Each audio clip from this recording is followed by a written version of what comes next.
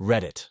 What is your most disturbing, scary, or creepy real story? I just saw something on the evening news that I can't explain. My work friends and I were out at our favorite pub last night when we noticed something strange happening on the public TV. The night started out normally enough. The four of us crammed into a small table off in the corner, mostly talking shit on our boss. We did find it somewhat weird that there weren't many people around, but brushed it off since it was in the middle of the week. Anyway, from where I'm sitting, I have a pretty good view of the TV behind the bar. Jesse, the bartender, is kind of lazily flipping through channels and passes by our local news channel. There's a brief burst of orange and red on the screen, which I register as a fire happening somewhere, which then disappears as Jesse switches over to the next channel. Something about the image looks oddly familiar, though. "Hey, Jess, can you switch that back?" I call out to her. The news comes back on, and suddenly I recognize the building in the frame. It's my building, and it's burning. Holy shit, I say loudly enough that a few people follow my gaze to the television. That's my apartment. The crowd in the bar falls kind of quiet. Everybody's staring up at the screen now. The screen shows a wide shot of the outside of my building. The camera must be set up on the north end of the block because I recognize a lot of shops on the ground floor. Property management, dry cleaner, convenience mart, etc. The top left corner of the building is aflame. It's not a huge fire by any means, but it looks like a few units between the top 4 floors or so have already been engulfed by the flames. Jesus, man, one of my co-workers says that sucks. There's an uncomfortable murmur of agreement that passes around the table.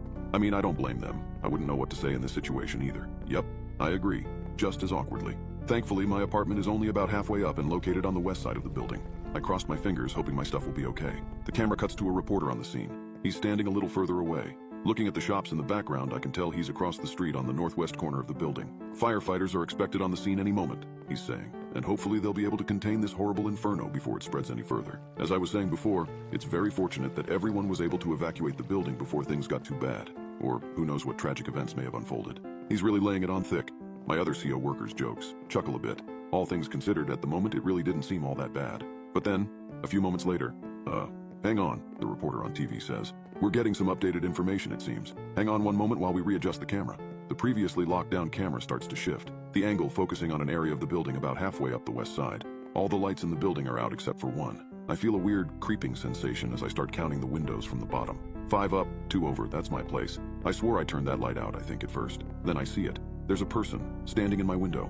The camera is zoomed out too far to make out any features, but it definitely looks like a man, and it's definitely standing in my apartment. I watch petrified as the camera zooms in closer. The reporter babbling on about the overlooked, ill-fated soul still trapped in the blazing such and such. As the image gets closer, I start to make out more details. The person is dancing or something.